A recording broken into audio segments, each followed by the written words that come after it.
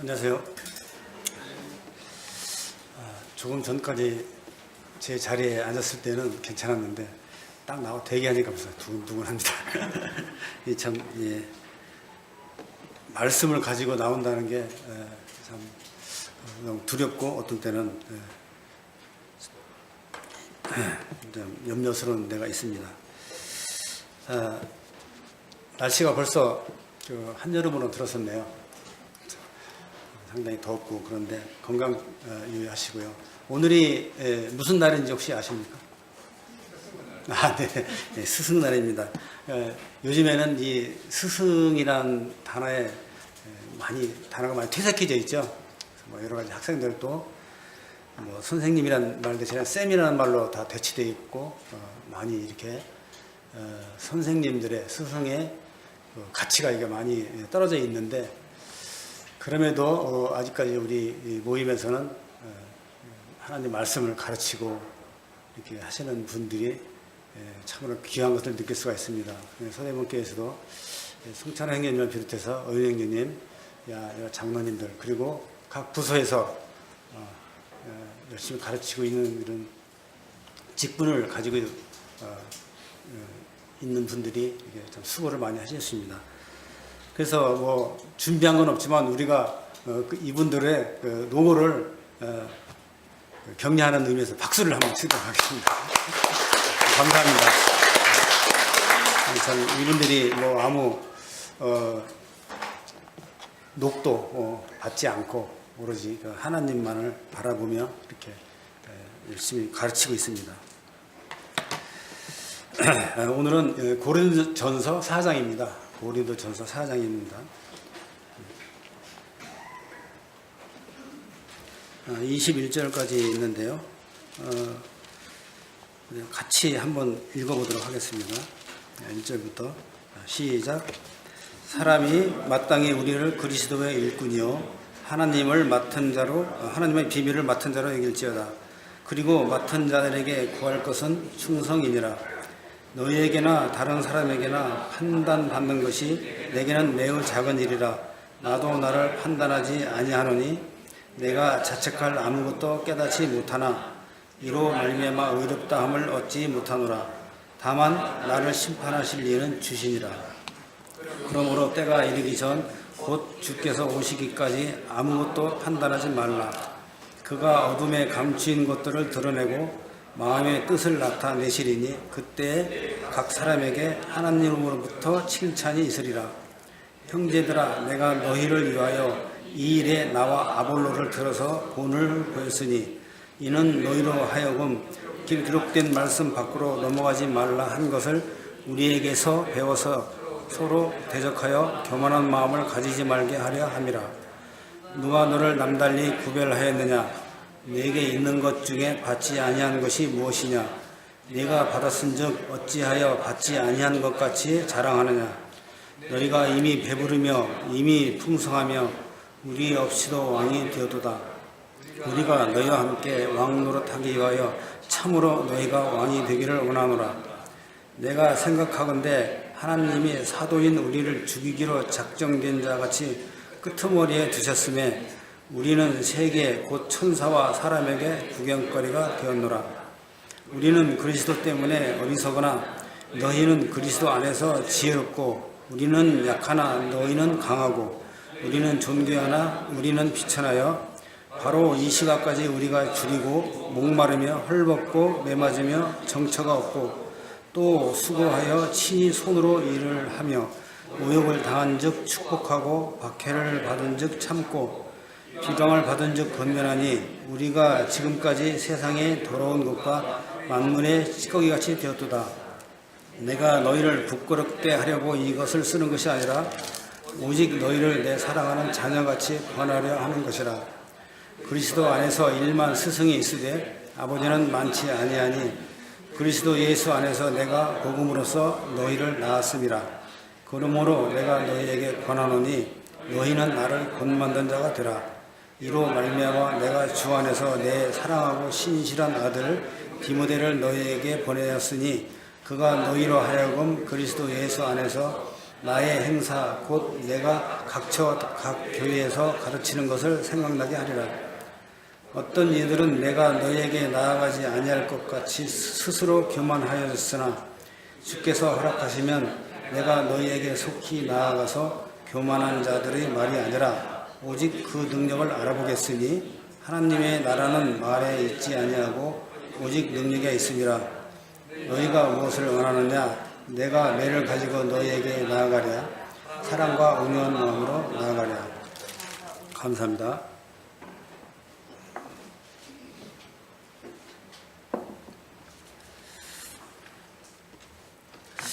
고린도서는 지지난번에 청년 형제님이 아주 시척각자리로 자세하게 행적을 설명해 주었기 때문에 거기에 대해서는 더 말씀드릴 필요가 없고요. 각 절마다 이렇게 거기에 뜻한 바들을 이렇게 나누도록 하겠습니다. 1절 사람이 마땅히 우리를 그리스도의 일꾼이요 하나님의 비밀을 맡은 자로 여길지어다 이렇게 되어 있습니다. 그래서 여기서 비밀을 맡은 자, 예수님께서는 제자들에게만 천국의 비밀을 나타내시고 다른 자들에게는 숨기셨다고 말씀하신 바 있습니다. 마태복음 3장 11절에서 보면은 대답하여 이르시되 천국의 비밀을 아는 것이 너희에게는 허락되었으나 그들에게는 아니 되었나니 이렇게 말씀해주고 있죠. 그래서 비밀이라는 말은 본절에서는 하나님의 구원 사역과 관계된 은밀한 지식이나 또는 숨겨진 하나님의 경륜을 의미하는 것으로 쓰여졌습니다. 골로새서 1장과 2장에 참조하시면 되겠습니다. 그래서 골로새서 1장 26절에 보면은 이 비밀은 만세와 만대로부터 감추어졌던 것인데 이제는 그의 성도들에게 나타났고 27절 하나님이 그들로 하여금 이 비밀의 영광이 이방인 가운데 얼마나 풍성한지를 알게 하려 하심이라. 이 비밀은 너희 안에 계신 그리스도시니 곧 영광의 소망이니라. 이렇게 말씀해 있는 것처럼 비밀이라는 말은 이런 뜻으로 하나님의 경륜을 뜻하는 의미로 여기서는 쓰여졌습니다. 그리고 특별히 임무를 맡은 자들 외에는 숨겨진 비밀이기에 비밀이라고 말할 수 있지만은 비밀을 맡은 자들에게는 계시된 진리라고 말할 수가 있는 것입니다. 그래서 바울과 같은 당시의 지도자들은 이렇게 계시된 진리의 교사들이라고 칭할 수가 있습니다. 한편에 여기에 맡은 자를 뜻하는 그 원래의 의미는 집이라는 뜻과 관리하다는 뜻이 이렇게 합쳐진 이런 합성을 하고 합니다. 참 의미가 좀 깊은데, 그래서 한 집안의 그 집안을 관리하는 그 행정관리 또는 재정을 맡아서 하는 지배인 또는 관리인이라고 이렇게 할 수도 있죠. 그래서 1절 초반부에 그리스도의 일꾼이라고 얘기를 했고 또는 비밀을 이렇게 맡은 자라고 이렇게 얘기했는데, 그럼 일꾼이란 뭐죠? 원래 일꾼이란 뜻은 가장 낮은 노예적 신분을 말하는 것입니다. 그래서 가장 낮은 곳에서 부리는 사람들을 위해서 일을 하는 사람, 일꾼이라고 이렇게 말해주고 있고요. 반면에 맡은 자라는 것은 설명해 드렸듯이 중간 관리자 또는 어떤 주인의 바로 밑에서 위엄과 권리를 가지고 그 집안을 관리하는 이런 관리인이라는 이런 점에서 상당히 대조가 되는 이렇게 말씀입니다. 그래서 우리가 직분을 가지고 일하는 분들은 한번 이 부분을 생각해 볼 필요도 있습니다. 그래서 우리가 쉽게 일꾼이라고 하는데 여기서 사도 바울이 말하는 일꾼의 의미는 노예적 신분을 가지고 일하는 사람이라는 걸 말합니다. 무조건적으로 일을 해야 하는, 시키는 대로 해야 하는. 누가 시킵니까? 주님이 시키는 거죠. 그리고 이 맡은 자는 뭡니까? 이 교회 내에서 어떤 직분을 맡아서 일을 하는, 어떻게 보면은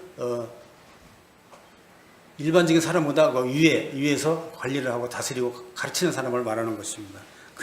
그렇지만 그 사람도 일꾼으로서의 자세를 가지고 이렇게 일을 해야 된다고 사도 바울은 말씀해 주고 있습니다. 2절에 그리고 맡은 자들에게 구할 것은 충성이라.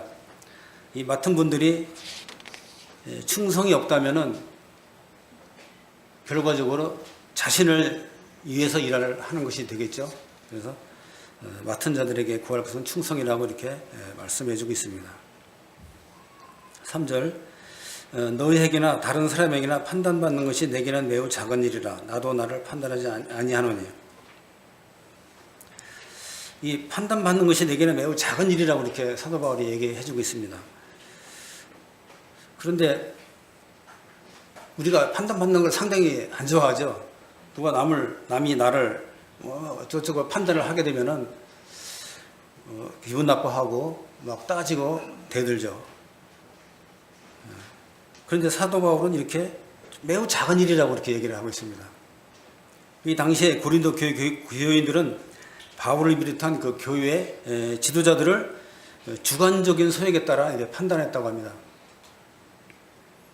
그래서 그들의 판단은 마지막 날의 공력에 따라 심판하시는 그 하나님의 그 법정적인 선언과 근본적으로 그 다른 성격의 판단입니다. 여기서는 그 하나님의 그 판단은 뭡니까? 고린도후서 5장 10절에 이는 우리가 다 반드시 그리스도의 심판대 앞에 나타나게 되어 각각 선악간에 그 몸으로 행한 것을 따라 받으려 함이라. 이건 하나님의 판단입니다. 그렇지만 바울은 여기에서의 판단은 다른 의미로 썼습니다. 그래서 심판이라는 의미보다는 어떤 편견을 가지고 분별하는, 그러니까 바울이나 아볼로나 또는 디모데나 뭐 이런 그 당시 지도자들을 편견을 가지고 분별을 했다고 이렇게 하는 것을 이해하는 것이 합당합니다. 그래서 사도 바울은 당시 교회의 사도들에 대한 비난과 배척은 그리스도 앞에 서는 이런 심판대의 공정성과 위험에 비하면 아무것도 아니라고 이렇게 말씀해주고 있는 것입니다. 그야말로 매우 작은 일이다. 주님 앞에 우리가 서서 심판받는 일에 비하면 아무것도 아니다라고 이렇게 말씀해주고 있는 것입니다. 뭐 설령 고린도 교회 교인들이 이런 바울을 칭찬하며 아주 천사와 같이 높였다 할지라도 그 바울은 아마 동요를 일으키지 않았을 것입니다. 왜냐하면 우리가 잘 알다시피 사도 바울은 바울의 주인인 하나님과 그리스도 앞에 충성할 자세를 가지고 있었으면 또 실제로 이렇게 행동을 했죠. 그렇기 때문에 그 인간의 판단과 하나님의 판단이 어떻게 다른 것인가를 분명히 잘 알고 있었습니다. 그뿐만 아니라 바울은 자기 자신이 죄인이라는 사실도 명백히 항상 깨닫고 있었죠. 그리고 자신의 선한 양심조차도 신뢰를 하지 않은 사람입니다. 그 이유는 자신의 유익을 위해서 판단의 기준이 변할 수가 있기 때문입니다. 그래서 사도 바울은 자기의 양심조차도 신뢰를 하지 않았던 것입니다. 일반적으로 어떤 사실에 대해서 판단할 일이 있을 때 자기의 이해관계나 또는 손익관계가 없을 때는 비교적 형평성 있게 판단을 하게 됩니다. 그러나 그 문제가 자신의 이해관계나 또 손익관계가 결부되어 있을 때는 어떻게 됩니까? 안으로 굽게 됩니다. 자신에게 유리하게 판단을 하게 됩니다. 물론 그렇지 않은 분도 있겠지만 거의 다 그렇습니다. 그래서 구원받은 우리들을 할지라도 많은 사람들이 이 법칙을 따르게 됩니다. 자기가 손해나는 일을 참을 수가 없는 거죠. 특히 요즘같이 물질 만능주의적인 이러한 세대에 살고 있는 사람들은 이 판단의 기준이 반드시 자기의 유익의 관계가 되어 있습니다. 그래서 이때 당시 사람들의 판단은 사도 바울에게 아무런 가치가 없다고 이렇게 선포를 하고 있죠. 그래서 주님의 가치 판단이야말로 완벽하다고 이렇게 말씀해 주고 있는 것입니다. 4절 내가 자책할 아무것도 깨닫지 못하나 이로 말미암아 의롭다 함을 얻지 못하노라. 다만 나를 심판하실 이는 주시니라. 여기서 또 사도 바울이 좀 이상한 말씀을 하죠. 자책할 아무것도 깨닫지 못한다. 그러면 사도 바울은 자신이 깨끗하다고 여기는 것입니까? 로마서 7장 19절에 뭐라고 사도 바울이 얘기했죠? 내가 원하는 바 선은 행하지 아니하고 도리어 원하지 아니하는 바 악을 행하는도다. 그러면은 이 로마서에 기록된 바울의 서신 내용과 상반되는 것입니까? 바울은 분명히 여러 서신에서 자신이 죄인됨을 고백을 하고 있습니다. 이것을 염두에 두면은 답이 나오는데요. 바울은 원하지 않는 바 악을 행하는 자신을 발견할 때마다 분명히 양심의 가책을 받아왔습니다. 그럼에도 불구하고 여기서 4절에서 자신을 책망할 수 없다 하고 말한 것은 무슨 뜻일까요? 여기에서 책망할 것이 없다는 것은 바울의 전 생애에 대해서, 자기의 생애에 대해서 언급하는 것이 아니라 사도의 직분을 수행하는 데 있어서 양심에 꺼리 끼는 일을 안 했다는 것입니다. 그러면은 이 답이 나옵니다. 사도 바울은 여기서 자신 있게 얘기를 하는 거죠. 나는 사도 직분을 수행하는 데 있어서 꺼리 끼는 일을 한 적이 없다.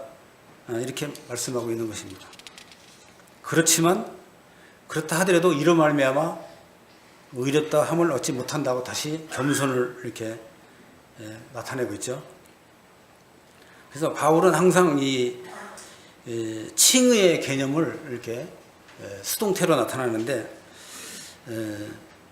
인간은 자신이 이행한 일을 정직한 것으로 판단하지만 그 심판자는 그 심령을 감찰하시고 판단을 하시게 됩니다. 그래서 하나님은 그리스도를 통하여 그리스도 안에서 의를 인정하시는 것입니다. 그래서 사도 바울은 자신이 사도 직분을 완벽하게 수행했다고 자부하지만, 그렇지만 이로써는 그 의롭다 함을 얻지 못한다고 이렇게 고백을 하고 있는 것이죠. 그래서 이 절을 통해서 사도 바울의 겸손한 신앙을 이렇게 엿볼 수가 있습니다. 항상 사도 바울은 인간의 한계를 뛰어넘는 하나님의 초월성과 또 그 모든 판단의 근거를 그리스도께 두고 있습니다. 5절, 그러므로 때가 이르기 전 곧 주께서 오시기까지 아무것도 판단하지 말라. 그가 어둠에 감추인 것들을 드러내고 마음의 뜻을 나타내시리니 그때 각 사람에게 하나님으로부터 칭찬이 있으리라. 때가 이르기 전 곧 주께서 오시기까지 아무것도 판단하지 말라고 했죠. 여기에서의 때는 어떤 일정한 기간뿐만 아니라 한순간의 시각을 같이 이렇게 의미하는 말로서 약속된 이런 의미를 가지고 있다고 합니다. 그래서 그 최후의 심판의 날을 가리키고 있는 것이죠. 그래서 마지막 날의 심판은 그리스도에게 모든 권위가 위임된 것이죠.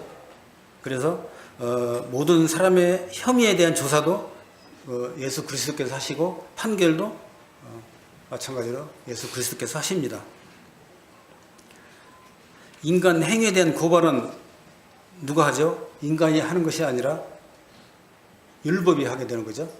율법이 죄인을 고발하고 예수 그리스도께서 판단을 하십니다. 그래서 본절의 판단은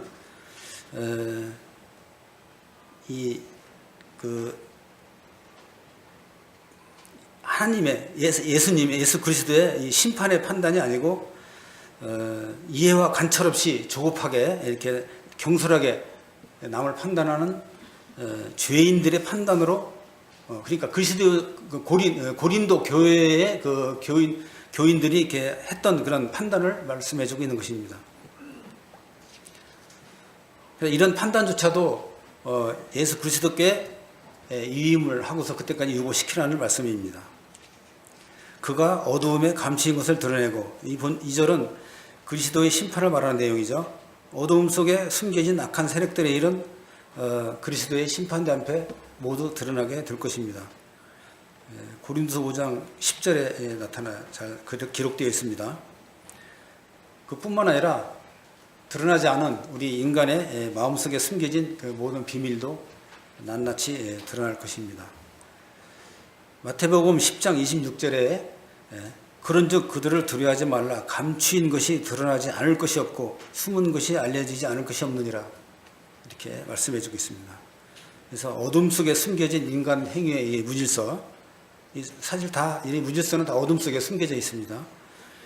그리스도의 밝은 빛에 의해서 모두 드러날 것이기 때문에 인간의 어설픈 판단은 하지 말아야 되죠. 요한복음 12장 48절에 나를 저버리고 내 말을 받지 아니하는 자를 심판할 리가 있으니 곧 내가 한 그 말이 마지막 날에 그를 심판하리라 이렇게 기록되어 있습니다. 6절 형제들아 내가 너희를 위하여 이 일에 나와 아볼로를 들어서 본을 보였으니 이는 너희로 하여금 기록된 말씀 밖으로 넘어가지 말라 한 것을 우리에게서 배워 서로 대적하여 교만한 마음을 가지지 말게 하려 함이라. 여기 너희를 위하여 본을 보였다고 이렇게 기록되어 있죠. 그래서 바울과 아볼로의 모범은 단순히 어떤 개인의 영광과 칭찬만을 기대하는 행위가 아니었습니다. 여기서 본을 보였다는 의미, 본 원어의 의미는 어떤 적용하다 또는 변형시키다 이런 뜻으로 생각된 의미인데 어떤 의지를 가지고 자신에게 적용을 시켰다는 것입니다. 의지를 가지고. 그래서 다시 말해서 바울은 다른 사람을 판단하지 말라는 규범을 자신과 아볼로에게 그 둘의 관계에 적용을 시켰다는 뜻입니다. 또한 규범을 자신들에게 적용시켰다는 바울의 변호는 고린도 교회에 나타난 분쟁이 선한 사도들, 예를 들면 아마 베드로 같은 분들이겠죠. 이런 분들에 의한 것이 아님을 지적하고 있고요. 또 동시에 그들의 당파 싸움을 부추기는 거짓 교사들이 있음을 이렇게 고발하고 있습니다. 그래서 여기 중반부에 보면은 기록한 말씀이라고 있죠. 기록한 말씀. 이것은 과연 무엇을 가리킵니까?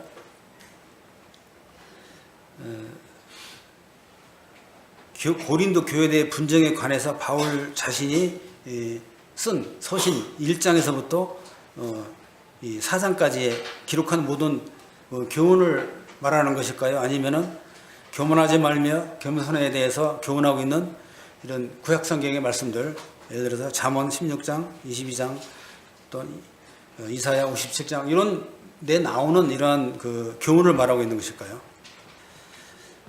둘 다 맞을 수도 있겠지만은 여기에서는 이 첫 번째 말씀드린 그 1장에서부터 4장까지 기록된 이런 교훈을 말씀해 주는 것이 좀 올바르다고 보아집니다. 왜냐하면은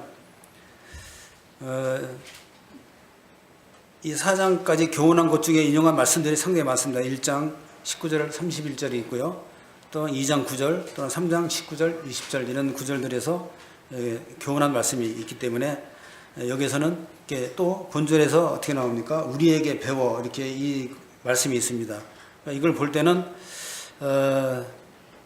이 기록한 말씀이라는 것은 사도 바울이 1장에서부터 4장까지 기록되어 온 모든 교훈을 의미한다고 볼 수가 있습니다.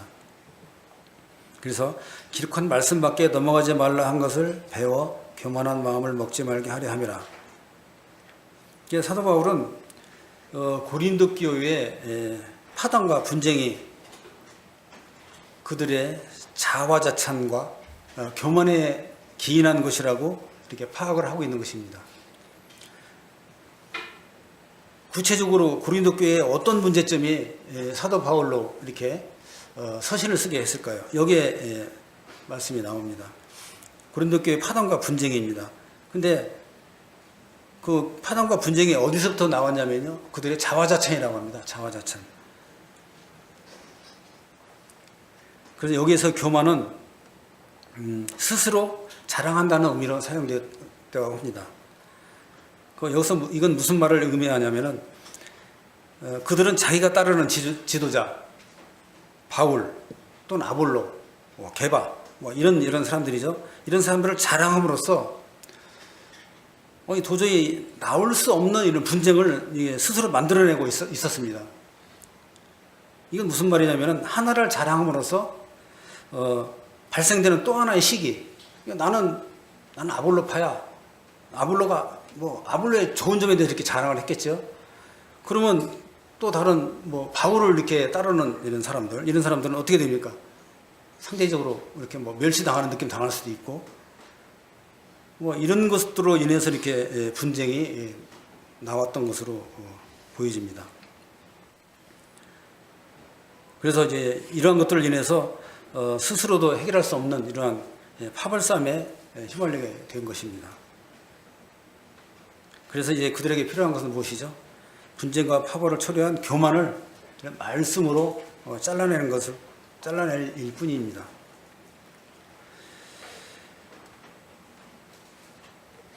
이 파당은요, 여기뿐만 아니고 우리 현 살고 있는 시대에도 이게 다 파당이 있죠.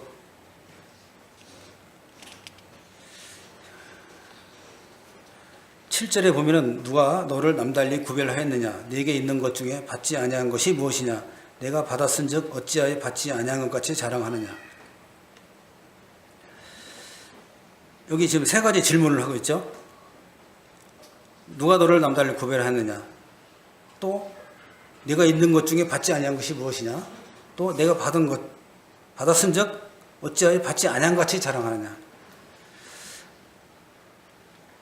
첫 번째 질문, 누가 너를 구별하였느냐? 여기서 구별하다는 뜻은 출현하다 또는 다르게 하다 이런 뜻으로 말씀해주고 있는데,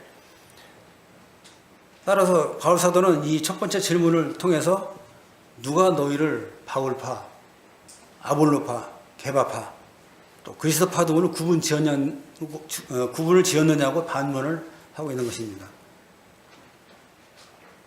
그래서 이 같은 말은 1장 12절에도 나왔죠. 1장 12절에도. 그래서 사도의 이 바울 사도 이 같은 질문에는 그리스도께서 어찌 나뉘었냐 1장 13절에 질문을 했었죠. 또 1장 2절에 너희는 그리스도 안에서 거룩하여지고 성도라 부르심을 입은 동일한 자들이 아니냐 이렇게 말씀해주고요. 있으면서 이게 책망을 하고 있습니다. 그래서 이 첫 번째 질문은 고린도 교회 가운데 다르게 나타나려고 하는 자들이 있음을 표현해주고 있습니다. 그래서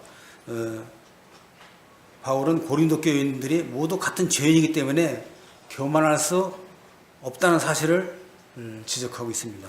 또 하나는 그들이 하나님의 은사와 은혜를 동일하게 입었기 때문에 어느 누구라도 하나님 앞에 특혜를 주장할 수 없다고 이렇게 지적을 하고 있습니다.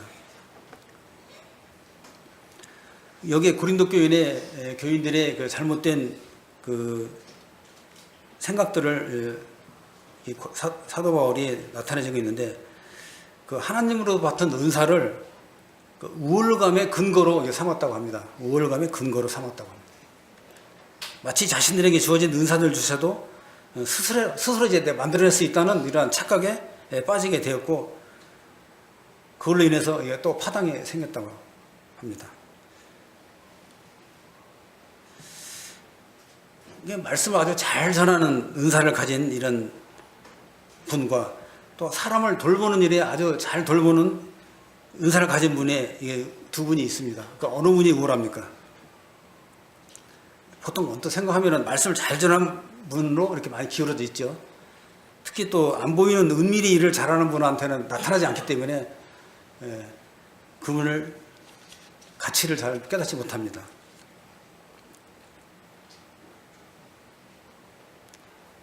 그러나 바울은 이러한 생각을 책망하고 있습니다. 인간들의 욕심을 자랑하는 거짓 은사와는 달리 하나님의 은사는 모든 사람에게 평등하다고 하고 있는 것입니다. 설령 구별된다고 할지라도 그 판단의 기준은 우리 사람들이 아니고 하나님께서 하신다는 것을 우리가 기억해야만 됩니다. 네게 있는 것 중에 받지 아니한 것이 무엇이뇨?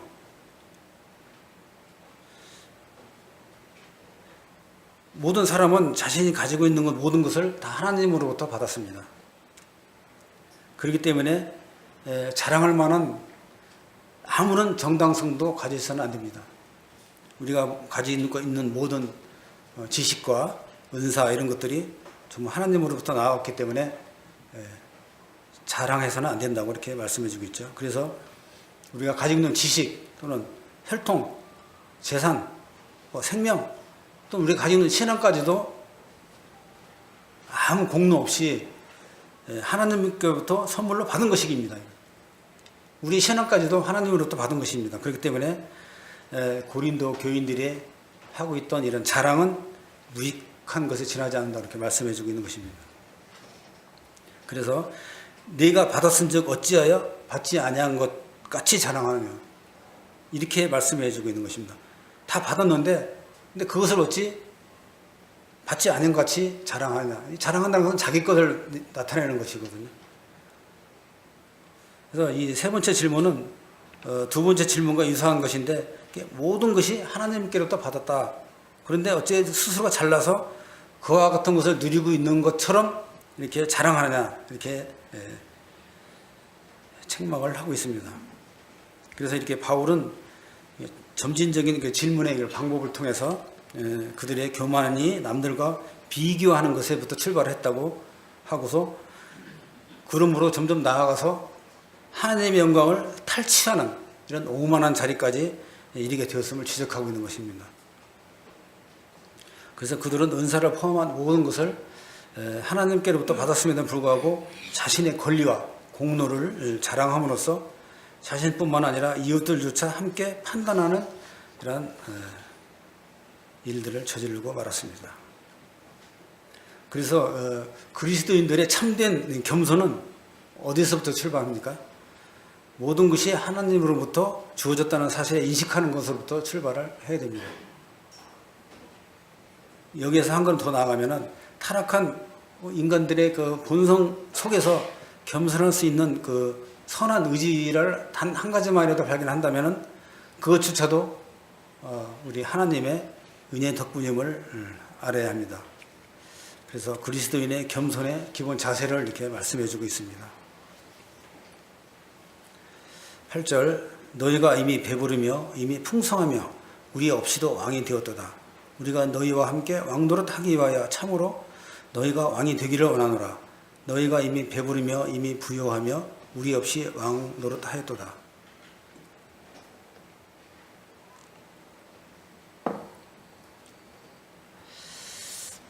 2절은 고린도 교인들의 그 오만한 행동들에 대한 책망을 이렇게 비유적으로 표현한 것일 수도 있고요. 또 실제적으로 그들의 삶을 묘사한 내용일 수도 있습니다. 실제로 당시의 고린도 교인들의 삶은 모든 면에 있어서 풍요로움을 경험하고 있다고 합니다. 1장 5절에 나와 있는데요. 그러나 그럼에도 불구하고 그들은 그 풍요를 감사와 찬양으로 돌려주지 않고 교만의 근거로 사용을 했다는 데 문제가 있습니다. 여기서 보면 특별히 배부르며 부요하며 왕노릇하였다 이런 언어들을 사용하고 있는데 원어적으로는 이게 종말론적인 의미라고 합니다. 종말론적인 의미. 갈 때까지 다 갔다 이런 뜻으로 이게 발효됩니다. 그래서 이러한 특징은 임이라는 단어에서 이게 더욱 두드러지게 나타나는데요. 그들은 완성될 그리스도의 왕국을 바라보면서 긴장을 가지고 죄악과 또는 그러한 요소들과 싸워서 이겨나가는 것이 아니라 그들의 풍요와 배부름과 또 영적 교만 속에서 스스로 만족하는 상태에 빠졌고 또 계속해서 빠져 있음을 보여주고 있습니다. 자, 공동 번역에는 어떻게 썼냐면요. 여러분은 벌써 배불렀어요. 벌써 부자가 되었습니다. 우리를 제쳐놓고 벌써 왕이 되었어요. 여러분이 정말로 왕이 되었으면 좋겠습니다. 그러면 여러분과 함께 나도 우리도 한번 왕도를 해볼 거 아닙니까? 이렇게 써놓고 있더라고요. 이게 참 마음에 들어오는 이게 번역인데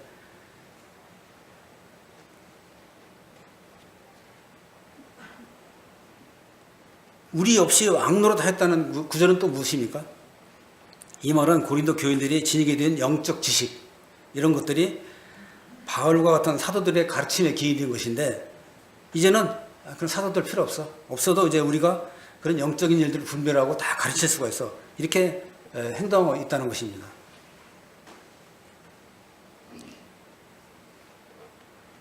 그래서 바울은 고린도 교인들이 자신을 제어하고 허황된 이런 종말론적인 사고방식에서 왕노릇 할 것이 아니라 참된 그리스도의 왕국을 바라보는 이런 미래지향적인 시각 속에서 함께 왕노를 하기를 이렇게 역설적으로 말씀해 주고 있는 것입니다.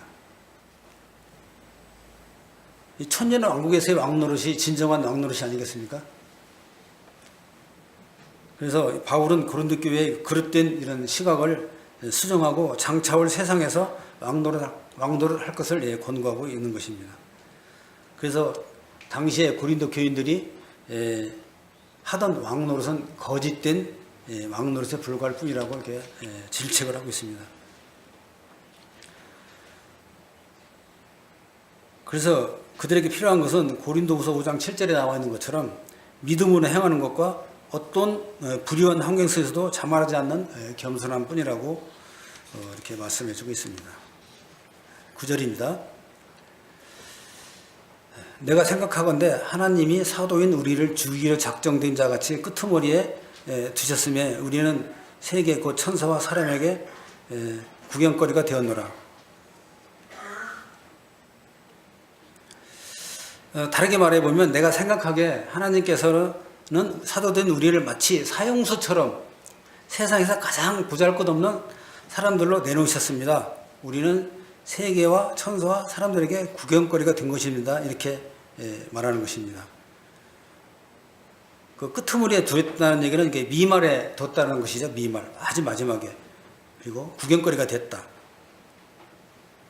이 말은 바울이 고린도 교인들의 방종과 안위를 읽기 위해서 자신을 포함한 사도들이 어떠한 고난 가운데서 그들에게 복음을 전하였던가를 그런 사실을 이렇게 회상시켜주고 있는 것이죠. 여기서 끄트머리라는 말은 다스리는 자와는 정반대인 인생에 있어서 가장 낮은 자리에 처해 있는 비천한 자리의 모습을 연상시켜주고 있죠. 그리고 여기에 나오는 그 구경거리, 이 구경거리를 뜻하는 말은 이런 극장과 같은 이런 그 의미가 있는 장소를 말하는 뜻인데, 당시 그 원형 경기장에서 그 많은 그리스도인들이 맹수들에게 찢겨 그 죽어난 고난의 삶을 이렇게 암시하고 있습니다. 구경거리라고 했는데, 그 당시에는 구경거리를 경기장에서 구경을 하는 것을 이제 구경거리라고 얘기했습니다. 그래서 그들은 죽기로 작정되어 십자가 위에서 구속을 완성하신 그리스도의 삶을 본받아 이 당시 시대의 그 고난 앞에서 주의 나라를 위해서 용감하게 순교의 삶을 살았죠. 그래서 바울은 자신을 이러한 순교 대열에 내놓음으로써 고린도 교인들에게 항상 사랑과 열심을 자신이 이렇게 나타냈음을 상기시키면서 그 고린도 교인들의 허세, 이걸 경고하고 있습니다. 그래서 여기서는 구경거리가 보는 사람들은 좋은 구경거리가 될 수 있겠지만은 그 안에는 죽음의 구경거리인 것입니다. 10절, 우리는 그리스도 때문에 어리석으나 너희는 그리스도 안에서 지혜롭고 우리는 약하나 너희는 강하고 너희는 존귀하나 우리는 비천하여. 계속 이렇게 사도 바울은 역설적으로 이렇게 말씀해 주고 있습니다. 그리스도 연고로 미련하되 너희는 그리스도 안에 지혜롭다. 바울은 자신이 미련함, 약함, 비천함을 이렇게 나열을 하는데 그들은 지혜롭고 존귀하고 강하다, 이렇게 역설적으로 말하고 있습니다. 그래서 그들이 스스로 지혜로운 자같이 된 것으로 이렇게 여기고 있는 것을 질책하고 있죠.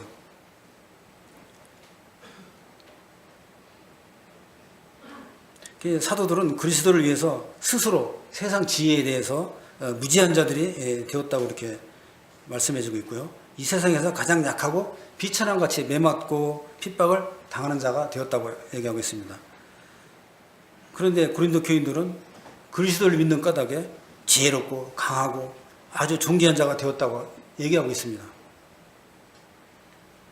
이 말은 무슨 말이냐면 고린도 교인들이 그리스도 안에서 장성한 분량에까지 자라지 못했으면서도 서로를 판단하고 사도 없이 왕노릇했다.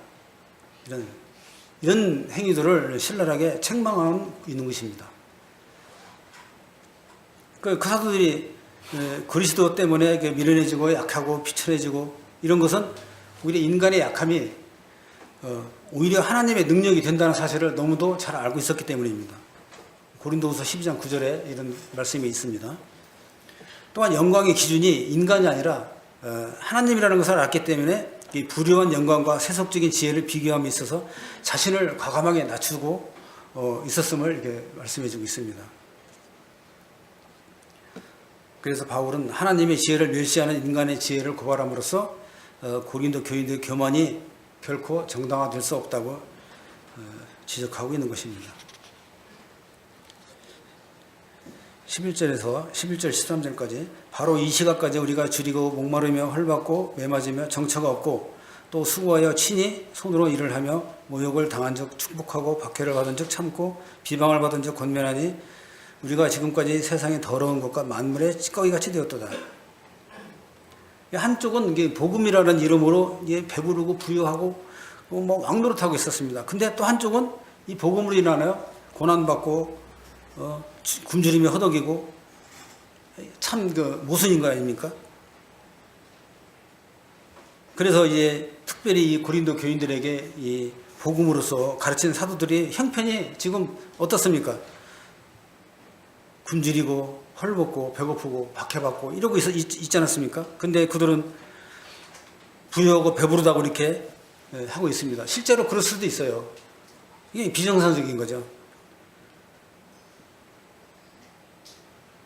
그리고 이 사도들은 신체적인 학대를 받을 뿐만 아니고 정신적 고난도 동시에 받았죠. 유대인의 신분을 포기하고 그러면 어떻게 되죠? 많은 불이익을 당하게 되죠. 또 이방인들에게 복음을 전하다가 동적인 유대인들에게서 유대인들로부터 박해를 받게 될 때 그 유대인인 사도 바울이 받았던 정신적인 의로움은 뭐 이루 말할 수 없었을 것입니다.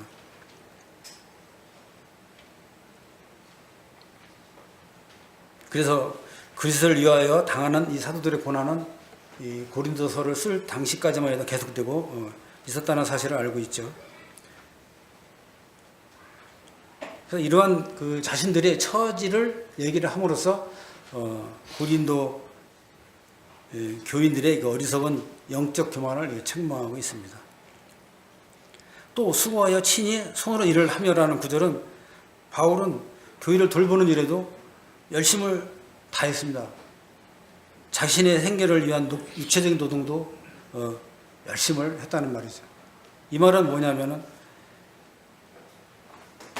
그 자기가 전도하는 교인들의 교회에 부담을 주지 않기 위해서 스스로 일을 하며 이렇게 복음을 전하고 있었습니다. 여기서 보면 그 세상에 더러운 것과 만물의 찢기라는 표현이 있습니다. 세상에 더러운 것과 만물의 찢기. 본문은 앞에서 지금까지 서술한 그 고난의 역사를 결론적으로 정리를 하고 있습니다. 이 구절로. 그래서 이 더러운 것을 이거 요선의 원어의 의미로는 이런 것이랍니다. 청소를 깨끗이 하고 난 후에 버리게 되는 오물. 그냥 이렇게 묻은 이런 오염 정도가 아니라 더러운 것을 깨끗이 청소해서 모아서 놓은 이런 그 버리게 되는 오물을 말하는 것이랍니다. 그 사도 바울이 자신이 바로 그 오물이라고 이렇게 얘기를 하고 있습니다. 바꿔 말하면은 다른 사람들이나 세상을 깨끗하게 하는 희생 대물이 되었다는 얘기죠. 깨끗하게 함으로써 자기는 오물이 되었다는 얘기입니다. 참 사도 바울의 놀라운 사상입니다. 그리고 만물의 찢기, 여기서는 그 물로 닦아내고 이렇게 문지르면 없어지는 옷에 묻은 이거 몸에 때 이런 것들을 말씀해주고 있습니다.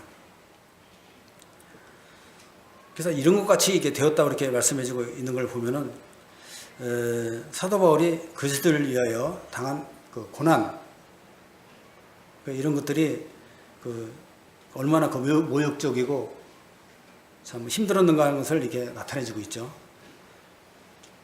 그래서 이 지상의 모든 것들로부터 소외된 찌꺼기처럼 되었지만은 오히려 그것은 그들 사도 바울 또는 전도자들의 소명을 더욱 선명하게 해주는 그런 결과를 가져왔을 것입니다.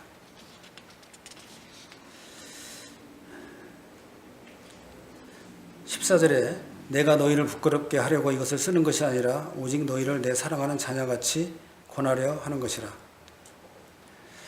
자, 이제 13절까지는 이제 사도 바울이 막 무지막지하게 혼냈습니다. 무지막지하게 혼냈는데 이제 14절부터는 이제 이게 사랑하는 자녀같이 이런 표현을 씀으로써 이제 고린도 교인들을 이제 이렇게 좀 다독거리는 이런 표현을 쓰고 있습니다. 그래서 이게 부끄럽게 하려고 쓰는 것이 아니라 오히려 내 사랑하는 자녀처럼 권하는 것이다. 이렇게 훈계로 이렇게 부드러운 훈계로 넘어가고 있습니다. 15절 그리스도 안에서 일만 스승이 있으되 아버지는 많지 아니하니 그리스도 예수 안에서 내가 복음으로써 너희를 낳았습니다. 그 스승으로 번역된 이 단어는 그 의미로 보면은 우리가 지금 생각하는 그런 스승이라는 선생님이라는 의미는 아니랍니다. 그 뭐냐면은 그 옛날에는 그 주인의 아들을 가르치는 노예가 있었다고 합니다. 노예가 있었는데 그래서 아버지의 그 지도에 따라 아들을 가르치며 그 아들이 그 아버지를 잘 이렇게 아들로서의 그 예의범죄를 갖출 수 있도록 가르치는 그 노예들입니다. 노예들. 그걸 뜻하는 의미의 스승이라고 합니다. 갈라디아서는 이것을 뭐라고 번역했냐면요. 몽학선생이라고 번역했습니다. 갈라디아 3장에. 그 몽학선, 여기서 말하는 몽학선생은 뭡니까? 실제로 우리가 의미하는 스승님, 선생님이 아니에요. 아들을, 그 주인의 아들을 학교에 데려다 주는 수행원. 이해가 가십니까? 전혀 다른 의미죠. 그래서 몽학선생이라고 표현을 한 것입니다. 몽학선생은 가르치는 게 아니라 어떤 데를 이끌어주는 이런 것을 말하는 거죠. 그래서 그리스도 안에서 이러한 많은 스승이 있지만은 아버지 같이 해주는 그 스승은 많지 않다고 이렇게 말합니다. 그래서 사도 바울은 그리스도 안에 예수 안에서 내가 복음을 너희를 낳았다고 이렇게 말씀해주고 있습니다. 반대적인 언어죠. 낳았다고 했습니다. 아버지가 된 거죠, 아버지. 그래서 이 바울의 의도는 일만 스승, 일만이라는 게 많은 타는 뜻을 수사법을 사용해서 스스로 스승이라고 자처하는 거짓 교사들의 신분을 이렇게 고발하고 있죠. 그래서 너희들이 아무리 수가 많다 하더라도 아버지 앞에서는 아무런 영향력을 발휘할 수가 없다. 결과적으로 무슨 말씀이냐? 사도 바울 앞에서는 다 쓸데없다. 그런 말씀이죠. 그래서 사도 바울이 내가 너희를 낳았음이라. 그래서 사도 바울은 자신이 복음을 전폐해서 개정하게 된 많은 이방인들에게 영적인 아버지로서의 권리를 주장하고 있어요.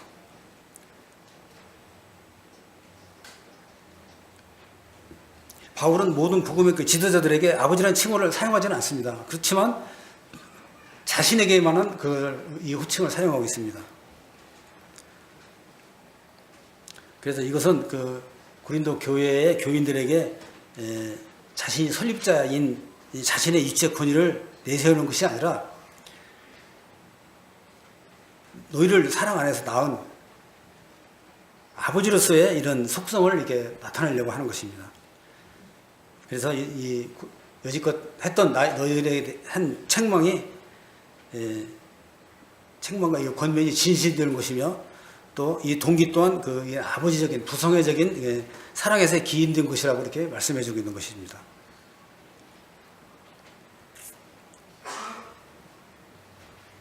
그래서 다른 복음 지도자들과는 지도들과 다른 지도자들보다 자신이 고린도 교인보다 더 친숙하다 이렇게 강조를 하고 있고요. 그렇지만은 여기서 예수 그리스도 안에서 복음을 통하여 라는 것을 이렇게 강조하는 것을 잊지 않고 있습니다. 참 겸손합니다. 그래서 왜 압이라는 단어를 썼냐면은 복음으로 회심시키고 또 그들을 말씀으로 계속 적과 밥으로 양육하는 이런 영적 아버지였기 때문에 이렇게 말씀해 주고 있는 것입니다. 그래서 이 말씀을 하는 것은 고린도 교회 교인들이 이렇게 그 아버지로서의 양육이라는 그런 것보다는 어떤 그 직책, 지도자라는 직책을 얻기에 급급한 사람이었다.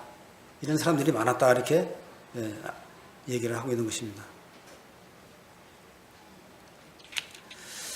16절에 그러므로 내가 너희에게 권하노니 너희는 나를 본받는 자가 되라. 그 너희는 나를 본받는 자라 이렇게 되라고 말씀을 해주시는데 이와 같은 성격의 말들을 여러 군데서 볼 수가 있죠. 갈라디아서 4장, 빌립보서 3장, 데살로니가전서 1장, 2장, 데살로니가 후서 3장 이런 데서 이렇게 본받는 자라고 이렇게 많이 말씀을 해주고 있습니다. 그래서 바울이 본받으라고 주장한 이 본받음의 내용은 무엇이죠?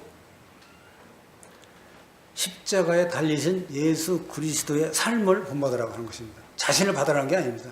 자신 속에 있는 자신이 섬기고 자신이 전하는 십자가에 달리신 예수 그리스도의 삶을 본받으라고 주장하는 것입니다. 그래서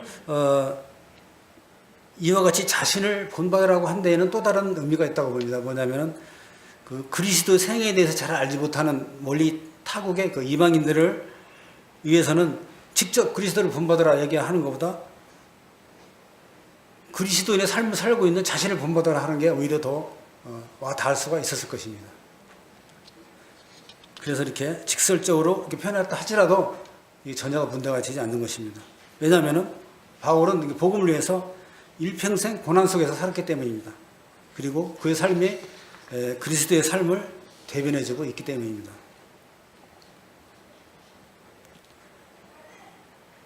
그래서 바울의 이 선언은 고린도 교인들에게 단순히 자신의 추종자나 바울 당파 일원이 되라는 얘기가 아닌 것이죠.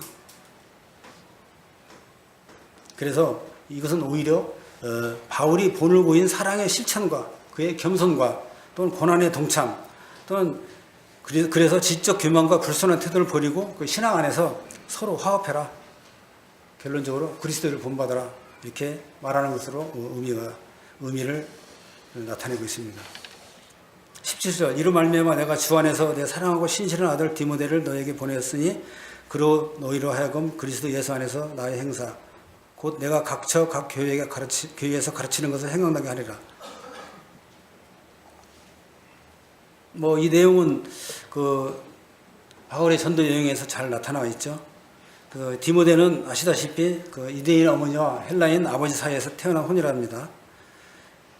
그래서 그 디모데는 자라날 때 외조모 로이스와 어머니 유니게의 신앙을 이어받아서 아주 충실한 일꾼이 되었고 그 사도 바울의 사역 후반에는 그 마가 이상으로 그 바울의 사역에 동참하였던 이런 분입니다.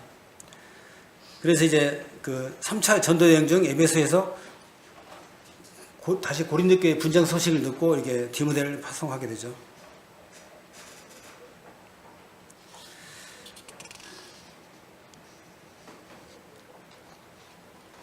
그리고 각 교회에서 가르치는 것을 생각나게 하리라. 여기서 이 말하는 교회는 문맥에서 볼 때 각처에서 모이는 그 그리스도인들의 지역적인 모임을 의미하는 것으로 이해를 해야 됩니다. 시간이 됐는데 뭐 줄여도 그때 당시에 있던 그 교회 고린도 교회의 그 사정과 그들이 어떤 그 잘못을 하고 있었고 어떤 문제 때문에 분쟁과 파당이 생겼다는 것을 알 수가 있을 것입니다. 그들이 자신들이 가지고 있던 이런 여러 가지 지식이나 그리스도 안에 있는 여러 가지 은사들이나 이런 것들이 자랑으로 여겨짐으로써 자랑이라는 건 뭡니까? 교만이죠. 내가 자랑한다는 것은 다른 사람한테 그러한 것들이 없다는 것입니다. 자랑한다는 얘기는. 다른 사람 똑같은 거 있으면 자랑할 필요가 없잖아요. 같은 것이 있다면. 근데 상대방이 없다고 여기고 나는 이런 게 있어. 너는 없지.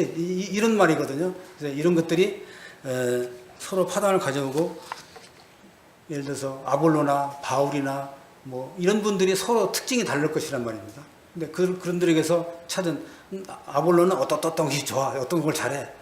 사도 바울은 어떤 것을 잘해. 그래갖고 서로 파당을 지어서 이렇게 서로 자랑하고 상대방들을 낮추고 그럼으로써 또 분쟁이 일어나고 그렇게 서로 다투고 이랬던 것이라고 이렇게 사도 바울은 말씀해 주고 있습니다. 그래서 이제 이런 말씀들로 인해서 아마 잘 깨달았으리라고 믿습니다.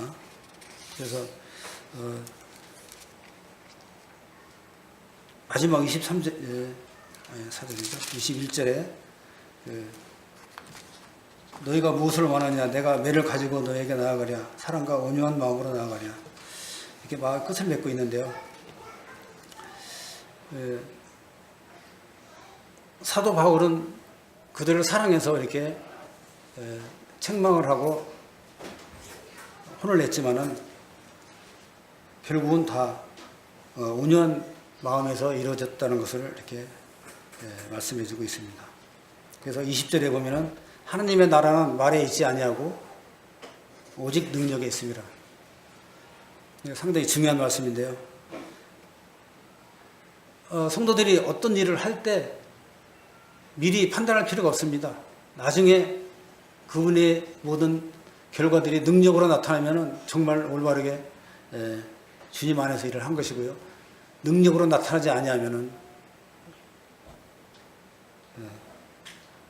주님의 말씀에 순종치 않고 자신의 어떤 지혜나 능력으로 일을 한 것이라고 보여집니다. 그래서 여기에 말에 있지 않다.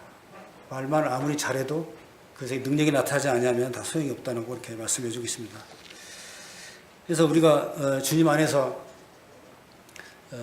많은 일들을 하고 또 스스로 봉사도 하고 많은 일을 하지만은 이렇게 주님 안에서 하나님이 나타나는 성령이 나타나는 능력을 바라보고 일을 해야 될 것입니다.